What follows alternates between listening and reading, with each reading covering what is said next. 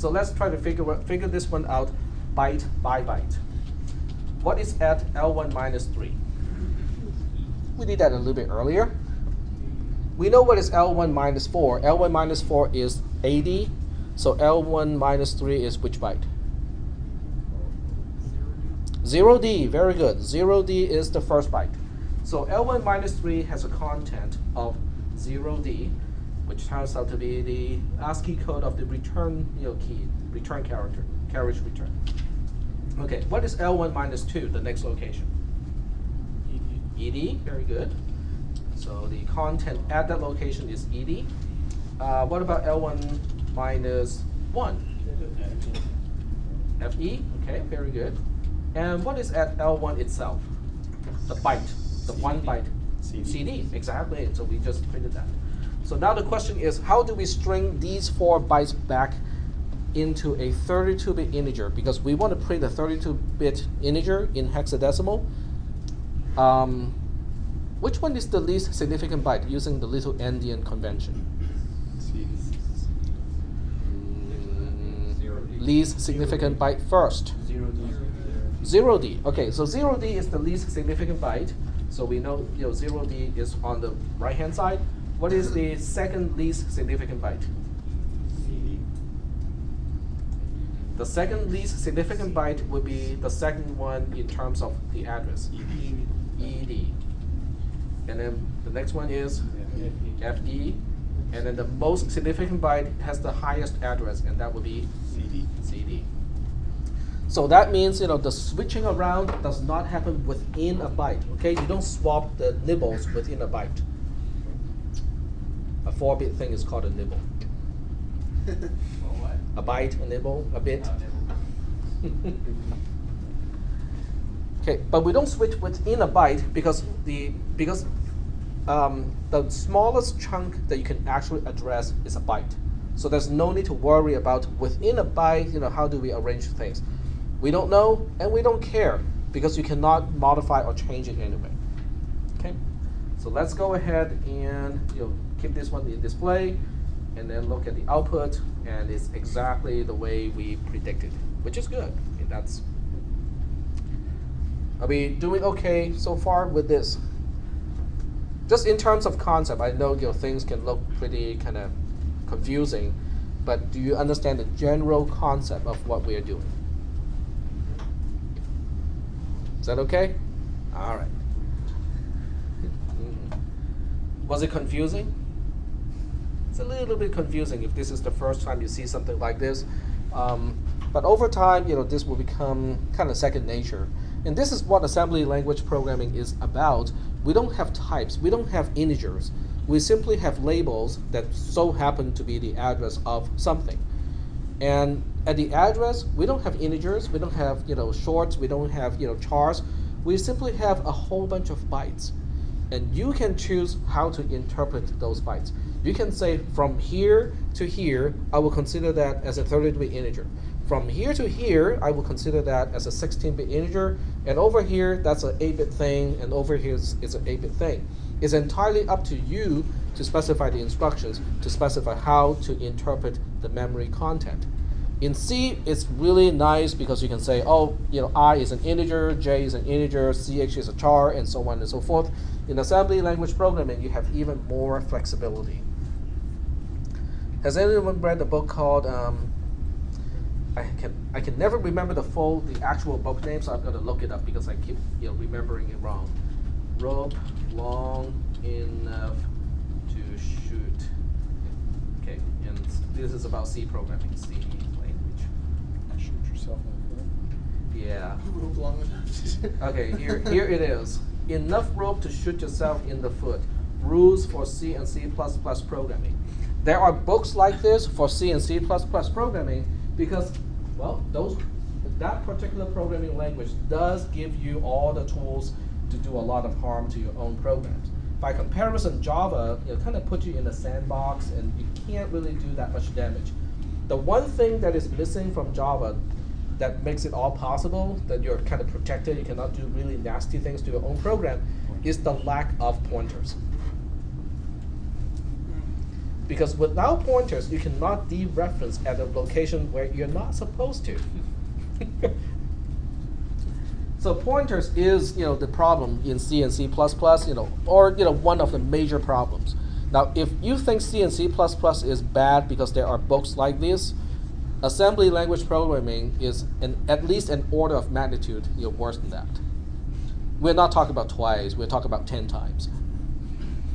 But there are ways to fix that too, because just like in C programming, if you program in assembly in a modular fashion and you do, and you practice good practices when you're writing programs in assembly, a lot of the problems can be avoided or can be contained. Okay, we are not becoming programmers who do not make mistakes. We're trying to become programmers who can contain the bugs. In other words, when you test, it's easy to realize, oh, okay, I just made a silly mistake here, caught, no problem. Okay, so that's what we will be kind of focusing on in this class as well, is how do you write assembly language programs that are structured and easy to maintain. All right, so that's the entire purpose of this program. I'm going to get out of the debugger and go back to the notes here. All right, so now we can actually continue with the i386 specific addressing modes. With some of the architectures, we only have a few addressing modes. We only have 5.1, which is immediate mode, 5.2, which is register, and then we have the last one is indirect addressing mode, 5.5. So in the RISC architecture, typical RISC architecture, we only have 5.1 immediate, 5.2 register, and 5.5, which is immediate addressing mode. All the other ones can be emulated by a combination of these other ones and the add instruction. Okay, so we'll talk about that later too. But in this class, we'll kind of focus on the first one is the immediate operand. If you want to specify an immediate operand, you start the value with a $sign. The $sign tells the assembler and basically says, okay, whatever the expression is after the $sign, the value of that expression becomes an immediate operand, which also means the value of the immediate operand is now becoming a part of the instruction itself. It cannot be changed anymore. Are we kind of doing okay so far? The program that we looked at a little bit earlier at the beginning of this class uses one immediate operand in the first instruction. And it starts with a $symbol. Okay. Don't worry about what is a push out instruction, because that's one of the very few instructions where I can use only one single operand. Next one is the register operand. Now the register operand has a pretty big slide because of historical reasons. The i386 architecture, which also kind of extends to all the modern architectures, has some interesting combinations of instructions. And the best way to illustrate this is to use a spreadsheet. So I'm going to switch to calc here.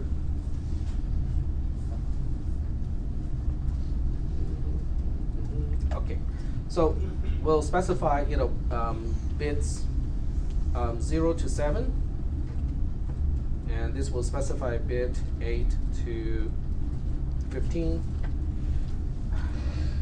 No, that's not what I want.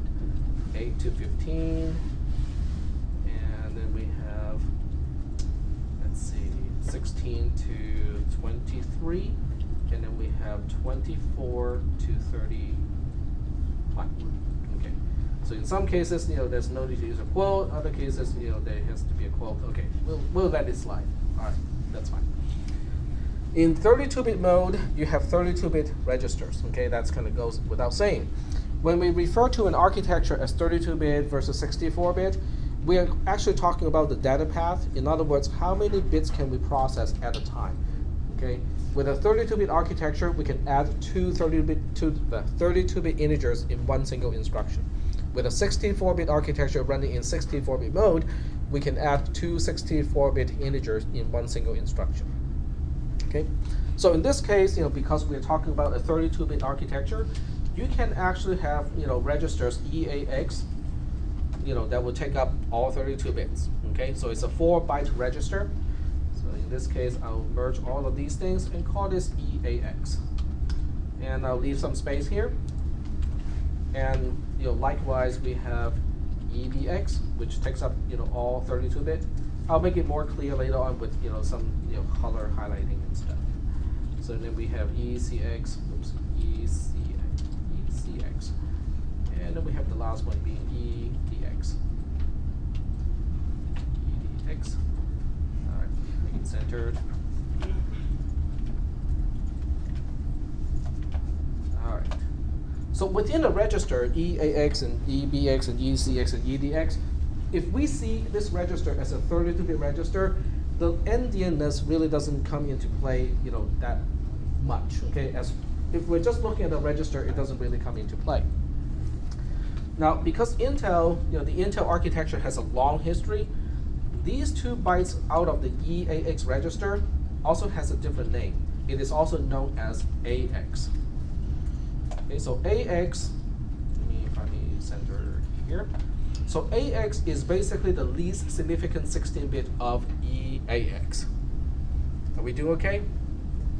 It's kind of like casting it, it's kind of like casting EAX into a 16-bit quantity, but it can only use the least significant 16-bit. The most significant 16-bit of EAX cannot be addressed on its own. It has no name. Okay, so it cannot be referred to at all. Now, to make this even more confusing, AX itself can be split into AH, which is the high byte, and also AL, which is the low byte of these 2 registers, of the AX register. So let me pick the center tool, and then we'll do some syntax highlighting here. Well, not syntax highlighting, but some color highlighting here. So this is one single register, okay? The same, all of these are referring to the same location or the same content in the processor. When you refer to it as EAX, you're referring to all 32-bit. When you refer to it as AX, you're only using the least significant 16-bit, bit 0 to bit 15. When you refer to it as AL, you're referring to bit 0 to bit 7. When you refer to it as AH, it is referring to bit 8 to bit 15. Okay, are we doing okay so far with this? It's time to write some program to test this out, right? Okay. Some people may think, how can we possibly write a program to test something like this? Since I've taught this class for a long time, I can't do it. All right, so we'll talk about registers. I'll just call this EAX.s. Okay, there we go. .text, .global underscore start, and we'll say underscore start. Give it a no-op instruction to begin with, and then we'll move something big. Okay, remember the first one has to be immediate operand, so it starts with a dollar symbol, and we'll just make this 0x A B C D E F G. Okay, missing one. We'll put a 0. Doesn't matter. I just want them to be all distinct, so it's easy to see the effect of the other instructions. G0. Oh, okay. Never mind. 0, 1. Sorry. Otherwise, we end up with a heptadecimal number, base 17. Great, prime number.